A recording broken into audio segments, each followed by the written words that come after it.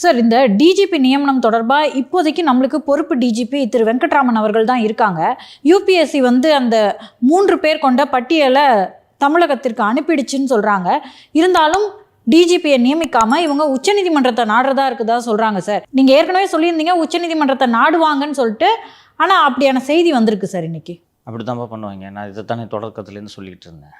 காலம் காலமாக இருந்த ஒரு நடைமுறையை 2-3 அதிகாரிகள் சேர்ந்து கொண்டு மாற்றுகிறார்கள். அப்படி மாற்றுவதை முதலமைச்சர் வேடிக்கை பார்த்து கொண்டிருக்கிறார் என்றால் இது என்ன மாதிரியான ஆட்சி? அவங்க திருமதி சசிகலா சரியாக சுட்டி காட்டியிருந்தார். பொறுப்பு டிஜிபியை போட்டிருப்பது இந்த கரூர் சிக்கலுக்கு ஒரு வகையில் காரணம் என்பது அவர் ஒருத்தர் தான் சரியாக சுட்டி காட்டியிருந்தார். எதுக்கு பொறுப்பு டிஜிபியை போடுறாங்கன்னு நீங்கள் நினைக்கிறீங்க? நான் நேற்று நிகழ்ச்சியில் விவாதித்தேன். அந்த செய்தி விளம்பரத்துறையிடமிருந்து உள்துறை செயலாளர் பத்திரிகையாளர்களை சந்திப்பார் அப்படின்னு ஒரு அறிவிப்பு வந்திருந்தது. உள்துறை செயலாளர் இருக்கார், டிஜிபி திரு வெங்கட்ராமன் இருக்கிறார். உள்துறை செயலாளரும் டிஜிபி வெங்கட்ராமனும் அந்த பத்திரிகையாளர் சந்திப்பு முழுசாக பேசலை. பார்த்தீங்களா? ஏன் சார் பேசலை? எந்த அதிகாரி பேசுகிறாங்களோ அவங்க என்ன பேசுகிறாங்களோ அதையே இவங்க 2 பேரும் சொல்லிட்டு போயிடலாம்ல சார்? சொல்லலாம்ல. இவங்க தானே பேசணும். காவல்துறையோட தலைமை இயக்குனர் யார்? ஹெட் ஆஃப் போலீஸ் ஃபோர்ஸ் யார்? இப்போதைக்கு திரு டிஜிபி வெங்கட்ராமன் அவர்கள். தலை இருக்கும்போது வால் ஆடலாமா? வால் ஆடுவதற்காக தான் தலையை டம்மியாக வச்சுருக்காங்க. இப்போ கேட்டிங்களே நீங்கள், என்ன சார் உச்சநீதிமன்றத்தை நாட போகிறாங்களான்னு? வால் ஆடுறதுக்கு தான். வால் தலையை ஆட்டு வைக்கணுன்றதுக்காக தான் இந்த வேலையை பண்ணது. அவர் பழனிசாமி சரியாக கேள்வி எழுப்பியிருந்தார். ஒரு டிஎஸ்பி விசாரிக்கிறாருங்க, விசாரணை அதிகாரியாக ஒரு டிஎஸ்பியை போட்டிருக்கீங்க. அவருக்கு மேலே இருக்கிற கூடுதல் டிஜிபி இதுதான் நடந்துச்சு, இப்படித்தான் நடந்தது அப்படின்றத பத்திரிகையாளர் சந்திப்பில் அவர் சொல்லிட்டாருன்னா, தன்னோட உயரதிகாரி சொன்னதை மீறி எப்படி அந்த டிஎஸ்பி விசாரணையை நடத்துவார் என்று ஒரு சரியான கேள்வியை தருமபுரி கூட்டத்தில் எழுப்பினார். இது கரெக்டாக இல்லையா? கொடுத்துட முடியுமா அந்த டிஎஸ்பி? இல்லைங்க, கரண்ட் கட் பண்ணாங்க, உள்ள லத்தி சார்ஜ் நடந்துச்சுன்னு அந்த டிஎஸ்பி கொடுப்பாரா? ஏன்னா அந்த லத்தி சார்ஜ் பண்ணதே அந்த டிஎஸ்பி தான். இதை கொடுப்பாரா? அப்படியே கொடுத்தாலும் விட்டுருவாரா? எப்படிப்பட்ட அதிகாரிகள் இங்கே இருக்கிறார்கள் என்றால், அந்த பாஸ்போர்ட் வழக்கில் சட்டபூர்வமாக விசாரணை நடத்திய ஆய்வாளரை தொலைபேசியில் அழைத்து, எத்தனை வருஷம் நீ சர்வீஸில் இருப்ப, விசாரிக்கிறியா? எது சட்டபூர்வமாக விசாரணை செஞ்சதுக்கு? சிவகுமார்னா இந்த ஏசி டிஎஸ்பி மேலூராக ஒருவர் இருக்கிறார் என்று சொன்னேன் அல்லவா? அந்த சிவகுமாரை விசாரிக்கிறதுக்கு சம்மன் அனுப்புனதுக்கு தொலைபேசியில் அருட்தந்தை அழைத்து, நான் ஈஸ்வரமூர்த்தி உன்னை காப்பாற்றுவார்னு நினச்சிட்ருக்கியா? சர்வீஸில் இருக்க மாட்டேன், தொலைச்சிருவேன். யாரை கேட்டு சம்மன் கொடுத்தேன்? இன்றைக்கி அந்த மேலூர் டிஎஸ்பி மேலே 3 வழக்கில் சார்ஜ் ஷீட்டு. இதையெல்லாம் பண்ணுறதுக்கு கேள்வி கேட்காத ஒரு அதிகாரி, பொம்மை அதிகாரி வேண்டும். என்னென்ன சிக்கல் இருக்குன்னு நீங்கள் இதை பார்க்கணும். அந்த மேலூர் டிஎஸ்பி சிவகுமார் தான் எல்லாத்துலேயும் இலங்கையை சேர்ந்தவர்கள் எல்லாம் இந்தியர்கள், நானே விசாரித்தேன், சரிபார்த்தேன், மாட்டுத்தாவணிக்கு பக்கத்தில் தான் அவர் வீடு இருக்குது, அவர் தமிழர், இந்தியர் என்று சான்றளித்து எங்கே போனானே தெரில பாஸ்போர்ட்டை வாங்கிக்கிட்டு. இது எவ்வளோ பெரிய குற்றம்? ராத்திரி 11 மணிக்கு லாகின் பண்ணி எதுக்கு அவனுக்கு சர்டிஃபிகேட் கொடுக்குறேன் நீ? அப்படின்னாப்போ அவசரம். சரி, கொடு சர்டிஃபிகேட்டு. நம்ம போனோன்னா நைட்டு 10 மணிக்கு போயிட்டு, சார் எனக்கு இந்த மாதிரி பாஸ்போர்ட்டுக்கு என்ஓசி வேணும் சார்னு கேட்டால் கொடுப்பாங்களா? 6 மணிக்கு மேலேயே போக முடியாது சார். ஐயா வெளில போயிருக்காரு, நாளைக்கு வா. நீ ஏன் நைட்டு 11 மணிக்கு ஏன் லாகின் பண்ணுற? அந்த டாங்கிள் வாங்கிட்ட எப்படி வந்துச்சு? அதாவது அந்த டிஜிட்டல் சிக்னேச்சர் அதுதான் இந்த கொடுக்கணும். வாங்கிட்ட எப்படி வந்துச்சு? அப்போ யாரோ ஒரு அதிகாரி உன்னை ஆத்தரைஸ் பண்ணியிருக்காரு. அந்த அதிகாரி ஆத்தரைஸ் பண்ணாமல் நீ யாருன்னே தெரியாத ஒருத்தனுக்கு நீ வெரிஃபை பண்ணாமல் எப்படி நீ இந்தியாவை சேர்ந்தவன் அப்படின்ட்டு நீ எப்படி சர்டிஃபிகேட் கொடுத்த? ஏன் சர்டிஃபிகேட் கொடுத்த? இப்படி 120 பேர் வாங்கிட்டு போயிருக்காங்க. அவ்வளோ பேர் வெளிநாட்டுக்கிறேன், எங்கே இருக்கானே தெரில. ஒரு ஆள் தான் இங்கேருந்து இந்த பாஸ்போர்ட்டை வாங்கிக்கிட்டு இலங்கைக்கு போய் இலங்கையில் எம்பி ஆகி திருப்பி வரும்போது கொச்சி ஏர்போர்ட்டில் மாட்டிக்கிட்டு ஜெயிலில் இருக்கார், புழலில். அப்போ இப்படி ஒரு தப்பு நடந்திருக்குல்ல. அப்போ அந்த சிவகுமார் மீது 3 குற்றப்பத்திரிகை தாக்கல் செய்யப்பட்டிருக்கிறது. அந்த சிவகுமாரை சஸ்பெண்ட் பண்ணணுமா இல்லையா? Charge sheeted. இப்போ ராத்தோரோ சீமா அகர்வாலோ வந்தார்கள் என்றால், இவன் இன்னும் சர்வீஸில் இருக்கான். மேலூரில் வர 2 கோடி வீடு கட்டியிருக்கான் போல இருக்கு. இவன் சர்வீஸில் இருக்கான், இன்னும் சஸ்பெண்ட் பண்ணு. ஒரு அதிகாரி காரை கொடுத்தாருன்றதுக்காக ஒரு கூடுதல் டிஜிபியை சஸ்பெண்ட் பண்ணி வச்சுருக்கீங்க 3 மாதமாக. இலங்கையை சேர்ந்தவளுக்கு இந்தியர்னு சொல்லிட்டு டிஜிட்டல் சிக்னேச்சர் போட்டு பாஸ்போர்ட் சர்டிஃபிகேட் கொடுக்குறான் ஒருத்தன். அவனை டவுன் டிஎஸ்பியை போட்டு வச்சுருப்பீங்களா? ராத்தோர் வந்தால் முதல்ல தூக்குவார் சிவகுமாரை. இதனால்தான் ராத்தோர் வரக்கூடாது என்கிறார்கள்.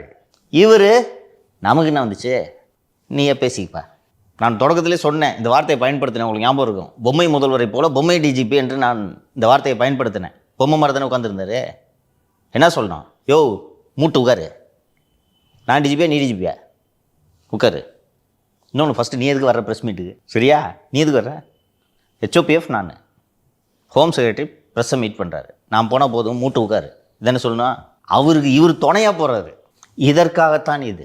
போய் திருச்சியில் ப்ரெஸ் மீட் அட்ரஸ் பண்ணுறது, கரூரில் ப்ரெஸ் மீட் அட்ரஸ் பண்ணுறது, செக்ரட்டரியேட்டில் ப்ரெஸ் மீட் அட்ரஸ் பண்ணுறது.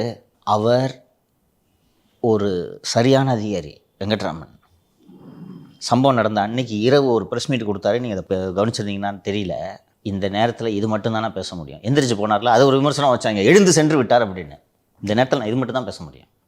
ஏன்? விசாரணை நடந்துட்டுருக்கு. விசாரணை ஆணையம் அமைக்கப்பட்டிருக்கிறது. விசாரணை நடந்து கொண்டிருக்கும் போது, ஒரு ஓய்வு பெற்ற உயர்நீதிமன்ற நீதிபதி விசாரித்து கொண்டிருக்கும் போது என்ன நடந்தது என்பதை நான் பேசுவது சரியாக இருக்காது. சரியாக இருக்குமா? அப்போ எதுக்கு? ஆனால் அடுத்து வந்து அதிகாரிகள்லாம் விஜய் தான் காரணம்னு சொல்லிட்டு சொன்னாங்களே. அப்போ எதுக்கு ஜட்ஜுக்கு என்ன வேலை? கமிஷனருக்கு போட்டீங்க. இப்போது உச்சநீதிமன்றத்திற்கு சென்று இப்படி ஒரு விசாரணை ஆணையம் அமைக்கப்பட்டிருக்கிறது. அந்த விசாரணை ஆணையத்தின் விசாரணை தொடங்கப்பட்டு அந்த நீதிபதி சம்பவ இடத்திற்கு நேரில் சென்று சாட்சிகளை விசாரித்து கொண்டிருக்கிறார். அந்த விசாரணை நடைபெற்று கொண்டிருக்கும் போதே இதுதான் நடந்தது என்று நீதிபதி முன் சாட்சியம் அளிக்காமல் பத்திரிகைகளில் பேட்டி எழுதி கொண்டிருக்கிறார்கள். அப்போது இந்த விசாரணை எப்படி நியாயமாக நடைபெறும்? சிபிஐக்கு மாற்றுங்கள் என்று செல்வதற்கு இது வசதியாக இருக்குமா இல்லையா? இந்த அரசால் நியமிக்கப்பட்ட ஒரு அதிகாரி அரசுக்கு விசுவாசமாக இருக்க வேண்டும், கட்சிக்கு இல்லை, அரசுக்கு. அப்போ அரசு ஒரு முடிவு எடுத்திருக்கு. அந்த முடிவு எந்த நீதிமன்றத்திற்கு சென்றாலும் நீதிமன்றம் அந்த முடிவை சரி என்று சொல்வது போல இந்த அதிகாரிகள் நடந்து கொள்ள வேண்டும். இப்படி பண்ணி ப்ரெஸ்ஸில் இஷ்டத்துக்கு பேசுனா இந்த ப்ரெஸ் மீட்டையே கொண்டு போய் கோர்ட்டில் ஆதாரமாக சமர்ப்பிப்பாங்கன்னு என்பது வெங்கட்ராமனுக்கு தெரியும். அதுக்கு நாம காரணமாகிடக்கூடாது. இப்போ நீதிமன்றம் மிக சரியாக ஒரு கேள்வி எழுப்பியது. SM சுப்பிரமணியம் நீதிபதி அவர்கள் தலைமையிலான ஒரு அமர்வு, அண்ணா பல்கலைக்கழக வழக்கில் விசாரணை நடைபெற்று கொண்டிருக்கும் போது ஒரே ஒரு குற்றவாளி தான் என்று இந்த அதிகாரி எப்படி சொன்னார்? கேட்டாரா? இதுபோல நீதிபதியின் விசாரணை நடைபெற்று கொண்டிருக்கும் போது இந்த அதிகாரி ஏன் இப்படி பேசினார், அந்த அதிகாரி ஏன் இப்படி பேசினார் என்ற கேள்வியை உச்சநீதிமன்றம் எழுப்பாதா? இது வெங்கட்ராமனுக்கு தெரியும். அரசாங்கத்திற்கு அவப்பெயர் ஏற்படுவதற்கு நான் காரணமாக இருக்க மாட்டேன் என்பதால் தான் அவர் அமைதியாக இருந்தார். ஒரு சீசன்டு போலீஸ் ஆஃபீஸர் எப்படி சரியாக சொன்னார், இதுக்கு மேலே விசாரணை நடந்துக்கிட்டு இருக்கு, நான் பேசுறது சரியாக இருக்காது, எதோடு நிறுத்திக்கிட்டாரு. நாங்கள் இவ்வளவு போலீஸை பாதுகாப்புக்கு போட்டிருந்தோம், அது அவரோட ரோல். நீங்கள் என்ன பண்ணீங்க, அங்கே என்ன நடந்தது அதை விசாரிக்கிறதுக்கு ஜட்ஜோட வேலை, நான் பேச மாட்டேன். ஆனால் நீங்கள் என்ன பண்ணுறீங்க? செருப்பு வீசப்படவில்லை, கற்கள் வீசப்படவில்லை, பாட்டில் வீசப்படவில்லை, மின்சாரம் துண்டிக்கப்படவில்லை. அப்போ என்ன தான் நடந்துச்சு? விஜய் 41 பேரை கொண்டுட்டாரு. இந்த கரூர் விவகாரம் தொடர்பாக டிஎஸ்பி விசாரிச்சுட்டு இருக்காரு சார். அப்போ அவருடைய உயர் அதிகாரி வந்து இது போல் விஜய் தான் கொண்டுட்டாரு அப்படின்னு பேசினா ஓகே, கோட் வேர்டு அக்செப்டட் அப்படின்ற மாதிரி தானே சார் விசாரணை போகும். அதுதாம்மா இவர் பழனிசாமி சுட்டி காட்டினாரு. தம்பி இப்படி விசாரி, இதான் விசாரணை அப்படின்றத பத்திரிகைகள் வாயிலாக டிஎஸ்பிக்கு தெரிவிக்கிறார். இதனால்தான் முழுமையான அல்லது ரெகுலர் டிஜிபி போடக்கூடாது என்பதில் தீர்மானமாக இருக்கிறார்கள். புரியுதா? உச்சநீதிமன்றம் சொல்லிடுச்சு, யூபிஎஸ்சிலேருந்து லிஸ்ட்டு வந்துச்சுன்னா ரெகுலர் டிஜிபி இம்மீடியட்டாக அப்பாயிண்ட் பண்ணுங்கன்னு லிஸ்ட் அனுப்பிச்சிட்டாங்க. ஏன் பண்ணல? அதை கிளாரிஃபிகேஷன் கேட்டு உச்சநீதிமன்றத்துக்கு போகிறாங்க சார். நம்ம ஆல்ரெடி பார்த்துருக்கோம் சார், பிரகாஷ் சிங் கேஸில் உச்சநீதிமன்றம் தான் சொல்லி இருக்கு, இப்போ யூபிஎஸ்சிலேருந்து லிஸ்ட் வந்துருச்சுன்னா அப்பாயிண்ட் தெம் இம்மீடியட்லி அப்படின்னு சொல்லிட்டு. அதில் என்ன சார் கிளாரிஃபிகேஷன் இருக்கு? என்ன கிளாரிஃபிகேஷன்னா, சந்தீப் ராய் ராத்தோர் மீது ஊழல் புகார் விசாரணையில் இருக்கிறது, சீமா அகர்வால் மீது கொலை குற்றச்சாட்டு விசாரணையில் இருக்கிறது. விசாரணையிலலாம் இல்லை, உத்தேசிக்கிறோம். விசாரணையில் இருக்கிறதுன்னு இன்னைக்கு தினமலரில் வந்திருக்கு. ஏன்னாங்க சார், ஏற்கனவே சென்னை கமிஷனர் திரு அருண் அவர்கள் அது எலக்ட்ரிசிட்டினால் ஏற்பட்ட விபத்துன்னு சொல்லிட்டாரு.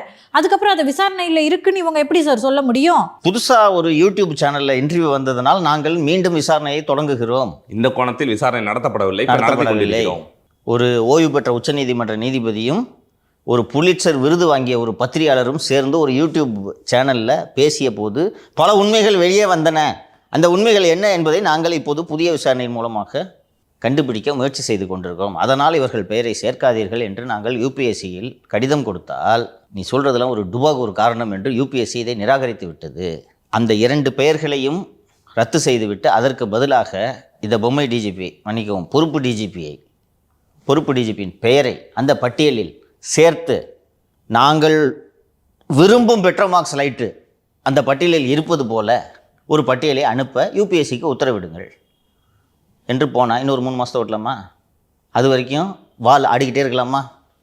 அதற்கு தான் இந்த தாமதம். இப்படி ஒரு அயோக்கியத்தனம் நடக்குது. என்னையா சிஎம் இவர் சொல்லு, ஊரே விவாதிக்குது. நம்ம சேனல் தான் பார்க்குறது இல்லை சிஎம். இன்னைக்கு தினமலரில் வந்திருக்கு, படிக்க வேண்டியது தானே? இதை கட் பண்ணி தூக்கிடுவாங்க. இந்த ஜெயிலில் இந்த போலீஸ் நியூஸ்லாம் கட் பண்ணிட்டு கொடுப்பாங்கன்னு நீங்கள் சொன்னீங்கல்ல, அது மாதிரி முதலமைச்சருக்கு இதை மாதிரி முக்கியமான நியூஸ்லாம் கட் பண்ணிட்டு பேப்பர் கொடுக்குறாங்க போல். போலீஸ்கிட்ட ஒரே ஒரு தினமலர் தான் காப்பி இருக்கா? வேறு எங்கேயுமே தினமலர் கிடையாதா? தெரிஞ்சுக்கணும் இன்ட்ரெஸ்ட் தான் வாங்கி படிக்க சொல்லுங்கள். அவர் வீட்டுக்கிட்டேருந்து போய் அப்படியே இந்த திரும்பினா மூப்பனார் பிரிட்ஜுக்கு பக்கத்துலேயே வரிசை நியூஸ் பேப்பர் கடை இருக்குது, வாங்கி படிக்க வேண்டியது தானே? இன்னொன்று சிஎம் வீட்டுக்கு எல்லா பத்திரிகையும் ஃப்ரீயாக போடுறாங்க, அதை எழுந்திரிச்சு படிக்கணும். இவர் வீடியோவை பார்த்து ரசிச்சுக்கிட்டு மட்டும் இருந்தால் போதாது. அதனால தான் நான் திருப்பி சொல்கிறேன், எதுவுமே தெரியாத பொம்மை முதல்வருக்கு கீழே 8 கோடி மக்களோட தலையெழுத்து இருக்கக்கூடாது. எடப்பாடி பழனிசாமி இருக்கும்போது இந்த மாதிரி வாள்கள் ஆடிக்கொண்டிருக்குமா? பொறுப்பு டிஜிபி போட வேண்டிய தேவை ஏற்பட்டிருக்குமா? சொல்ல முடியுமா அவர்கிட்ட? இதுதான் ஆபத்து.